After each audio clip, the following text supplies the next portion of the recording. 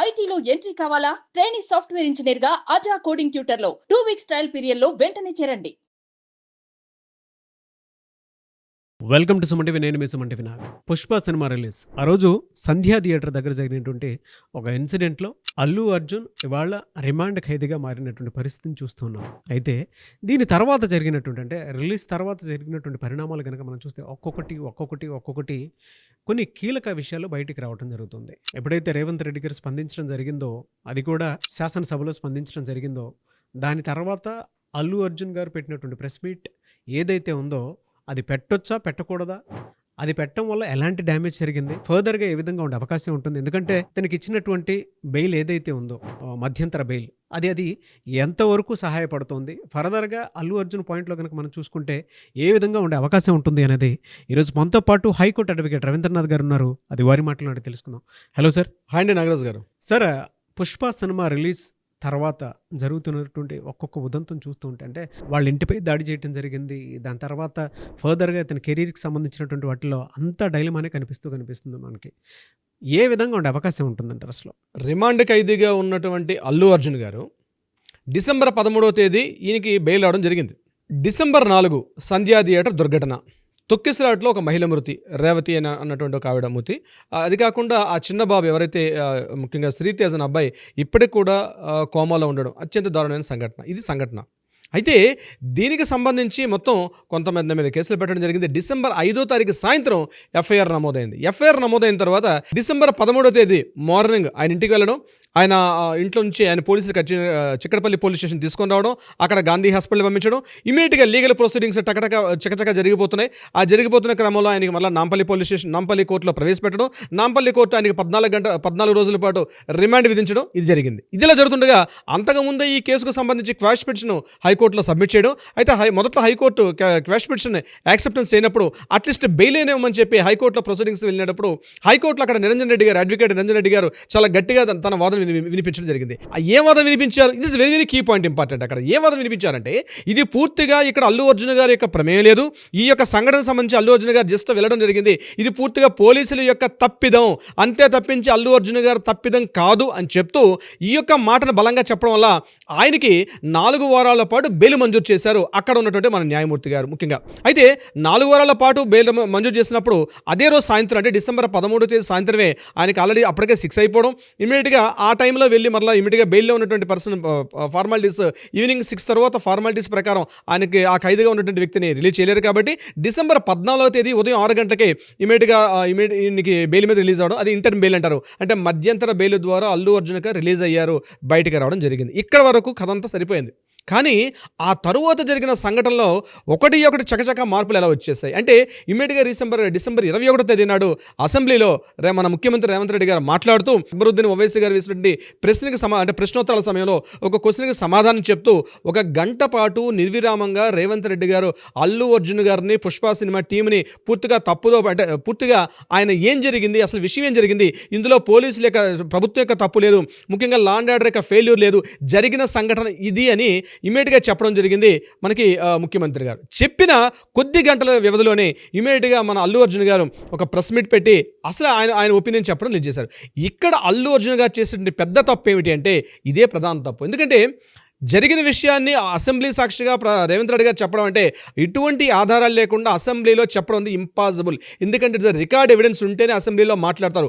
మంత్రి మాట్లాడినా, ముఖ్యమంత్రి గారు మాట్లాడినా రికార్డ్ ఎవిడెన్స్ ఉండేటప్పుడు దాన్ని కౌంటర్ పాయింట్ చేస్తూ ఎన్కౌంటర్ చేయడం అనేది అంటే దాన్ని కౌంటర్ చేస్తూ మాట్లాడడం ఉంది అల్లు అర్జున్ గారు చేసిన తప్పు.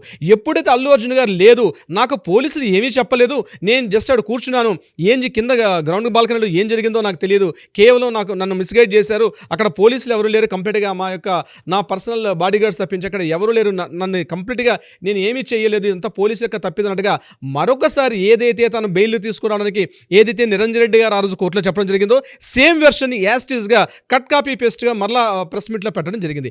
ఇక్కడ జరిగింది ఏంటంటే పోలీసులకి ఎక్కడ కాలాలో అక్కడ కాలింది నాగరాజ్ గారు. This is the correct. ఎందుకంటే అసెంబ్లీలో ముఖ్యమంత్రి గారు చెప్పిన తర్వాత లేదు ప్రభుత్వ వైఫల్యం కాదు, లా అండ్ ఆర్డర్ ప్రాబ్లం కాదు అని ఏదైతే దాన్ని ఖండిస్తూ ఎప్పుడైతే మన అల్లు అర్జున్ గారు చెప్పడం జరిగిందో అక్కడ కరెక్ట్గా పోలీసులకు కాలింది. ఇమ్మీడియట్గా విత్ ఇన్ సెకండ్స్ వ్యవధిలోనే పోలీసులు అంటేనే పూర్తిగా విచారణ ఎంక్వైరీలో చాలా కట్టుదిట్టంగా ఉంటారు. ఇప్పుడు జరుగుతున్న పరిణామాలు గడిచిన 48 గంటల నుంచి చూస్తుంటే ఇమ్మీడియట్గా అల్లు అర్జున్కి వ్యతిరేకంగా ఏదైతే ఉన్నాయో టోటల్ ఎవిడెన్స్ సాక్ష్యాలు అంటే పోలీసులు దీన్ని ప్రెస్టీజ్గా తీసుకున్నారు. ఫస్ట్ ఆఫ్ పోలీసు వ్యవస్థ ఏదైతే ఉందో ఆనంద్ గారు ప్రెస్ మీట్ పెట్టడం, అదేవిధంగా అక్కడ ఉన్న SHO ఎవరైతే ఉన్నారో చిక్కడపల్లి పరిధిలో SHO గారు ఒక ప్రెస్ మీట్ పెట్టడం, అట్ ద సేమ్ టైం ఏసీపీగా చెప్తున్న విష్ణుమూర్తి గారు ఒక ప్రెస్ మీట్ పెట్టడం, ఇమ్మీడియట్గా మూడు రకాలైనటువంటి ప్రెస్ మీట్స్ ఏకకాలంలో ఒకే సమయంలో జరగడం ఉంది. దాని అర్థమవుతున్న విషయం ఏంటంటే ఇది ఖచ్చితంగా పోలీసులు తమ ప్రెస్టీజ్ ఇష్యూగా తీసుకున్నారు. రేపు కోర్టులో దీని మీద విచారణ కొనసాగేటప్పుడు రేవతి అన్నటువంటి అమ్మాయి మరణం పక్కదో పెట్టి ఇది అల్లు అర్జున్ వర్సెస్ పోలీసులు అన్నట్టుగా మారిపోయింది ప్రజెంట్ ఉన్న సిచ్యుయేషన్. నాగరాజు గారు అయితే ఇక్కడ అల్లు అర్జున్ గారు డిఫెన్స్ ఎలా పడిపోయారంటే ఈయనకి కేవలం ఇచ్చింది 4 వారాల వ్యవధి ఉన్నటువంటి ఒక బెయిల్ అంటే మధ్యంతర ఉత్తర్వులు మాత్రమే.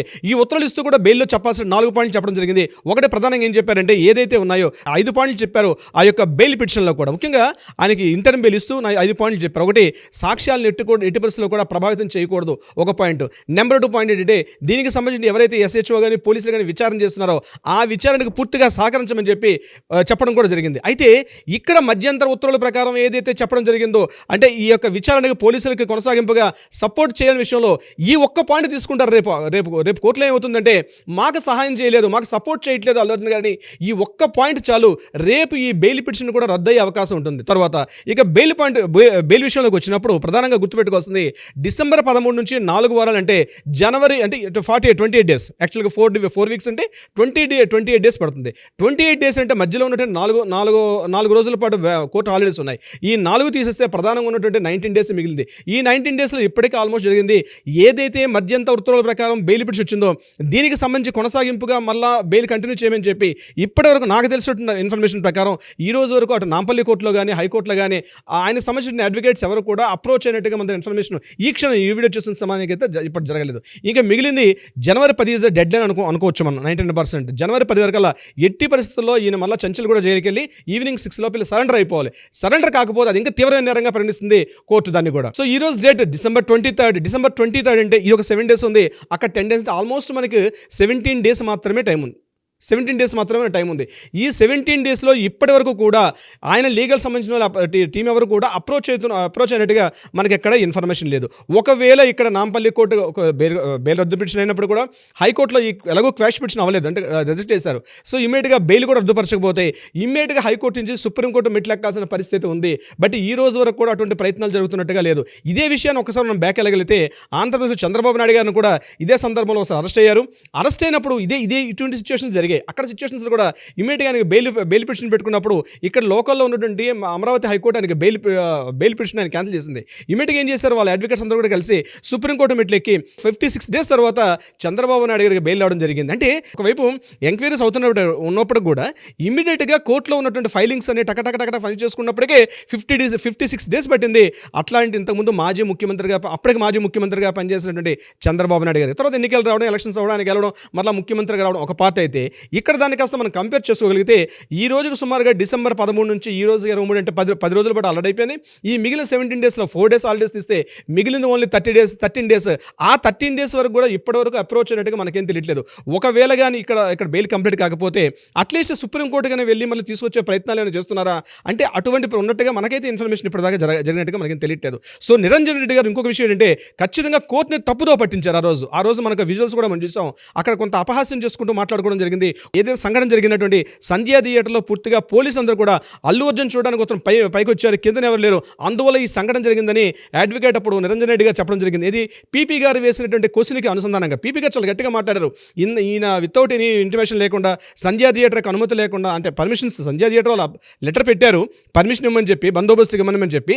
బట్ అక్కడ లోకల్లో చిక్కడపల్లి పోలీస్ స్టేషన్ ఉన్న వాళ్ళు దీన్ని పర్మిషన్ ఇవ్వకపోయినప్పుడు కూడా ఈయన కేవలం వితౌట్ పర్మిషన్ అక్కడ రావడం వల్ల ఇది జరిగిందని పీపీ గారు పబ్లిక్ ప్రాసిక్యూటర్ గట్టిగా మాట్లాడినప్పుడు కూడా నిరంజన్ రెడ్డి గారు ఆయన అపహాస్యం చేస్తూ ఇది కేవలం పోలీసుల యొక్క తప్పిదని చెప్పి ఒక చిన్నగా తప్పించుకొని బెయిల్ వచ్చింది. కానీ ఆ దొరికిన బెయిల్ ఇప్పటివరకు ఉన్న క్షణం అయితే ఖచ్చితంగా ఈ బెయిల్ మళ్ళీ జనవరి 10th కంప్లీట్ చేయకపోతే రాబోయే సంక్రాంతి ఇది మన అల్లు అర్జున్ గారికి సంక్రాంతి కాదు ఇంకొక సమరం రాత్రి అయ్యే అవకాశం కూడా ఉంటుంది, ఖచ్చితంగా జరిగే అవకాశం ఉంటుంది. కాకపోతే ఈయన చేసిన దురదృష్టం ఏంటంటే ఈయన ఆల్రెడీ డ్యామేజ్ అయ్యి ఈయనతో పాటు మనం నలుగురిని చంపినట్టుగా ఈరోజు రాబోతున్న సినిమాలు ఏవైతే ఉన్నాయో బాలకృష్ణ గారి సినిమా డాకు మహారాజ్ కావచ్చు, వెంకటేష్ గారి సినిమా అయినటువంటి ఈ సంక్రాంతికి వస్తున్నటువంటి ఒక సినిమా కావచ్చు, అదేవిధంగా game changer cinema Ram Charan గారు వాళ్ళ ఫ్యామిలీ నుంచి వచ్చినటువంటి మరొక సినిమా గేమ్ చేంజర్, పెద్ద సినిమా బడ్జెట్లు అన్నీ కూడా రావడం, దీనికి ప్రీమియర్ షోలు కానీ బెనిఫిట్ షోలు ఏమని చెప్పి ముఖ్యమంత్రి గారు కరాఖండిగా అసెంబ్లీలో గట్టిగా మాట్లాడడం కూడా ఒక విధంగా చెప్పాలంటే సినిమా ఇండస్ట్రీ మీద అల్లు అర్జున్ గారు చేసినటువంటి ఈ ఇష్యూని ఈయన మొదట్లోనే తుంచేసి ఉంటే ఇంకో రకంగా పరిస్థితి ఉండేది. ఈయన మొదట్లో తంచకుండా దీని ఇంతవరకు తీసుకెళ్లి ఈగోస్కు పోయి ఒక విధంగా చెప్పాలంటే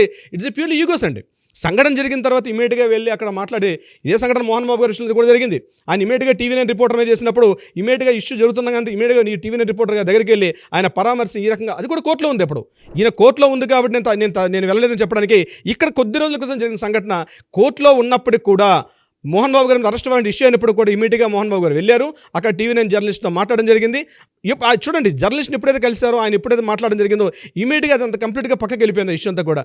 ఈయన కానీ ఖచ్చితంగా ఆ రోజు కలిసి ఉంటే రేవతి గారితో మాట్లాడి కుటుంబ సభ్యులు పరామర్శించి వచ్చి ఉంటే కొంత బాగుండేది. అల్లు అరవింద్ గారు కూడా వెళ్ళారు కానీ అది పెద్దగా ప్రభావం చూపించలేదు. ముఖ్యంగా అసెంబ్లీలో రేవంత్ రెడ్డి గారు ఎప్పుడైతే మాట్లాడారో ముఖ్యమంత్రి స్థాయిలో ఈయనకి కౌంటర్ పాయింట్ ఏంటంది ప్రధానంగా అల్లు అర్జున్ గారు చేసినటువంటి పెద్ద తప్పు ఇప్పటికైనా మించిపోయింది లేదు. ఇప్పటికైనా ఆయన ఒక మెట్టు దిగి జరుగుతున్నటువంటి పరిణామాలకు అబ్జర్వ్ చేస్తూ ఇమీడియట్గా అటు చిరంజీవి గారిని మాట్లాడడం కానీ పెద్దలు ఎవరైతే ఉన్నారో పెద్దలతో అంటే లీగల్ పరంగా ఇది జరగాల్సిన సీక్వెన్స్ జరుగుతుంది. కానీ రాబోతున్న డ్యామేజ్ని తట్టుకోవడానికి అల్లు అర్జున్ గారు ఈయన సంప్రదింపులు చేస్తేనే మంచిది. లేకపోతే కోర్టు తొందరలోనే ఈయన మరలా జనవరి 10 తర్వాత ఈయన జైలుకి వెళ్ళే అవకాశం ఉంది అల్లు అర్జున్ గారు. నాగరాజు గారు చూద్దాం. అంటే ఇన్సిడెంట్ ఒక్కొక్క దాని నుంచి కనుక మనం చూసుకుంటే ఒక్కొక్క దాంట్లో ఒక్కొక్క కథనం అండ్ ఇది టర్న్ చేసుకునేటువంటి విధానం కనుక మనం చూస్తున్నా కూడా ఎక్కడికెక్కడికో వెళ్ళేలా ఉంది. ఆడియన్స్ కూడా దీనిపై ఏం మాట్లాడతారనేది మాత్రం చూడాలి మనం. Anyways thank you so much Ravindranath garu. Thank you so much Nagaraju గారు.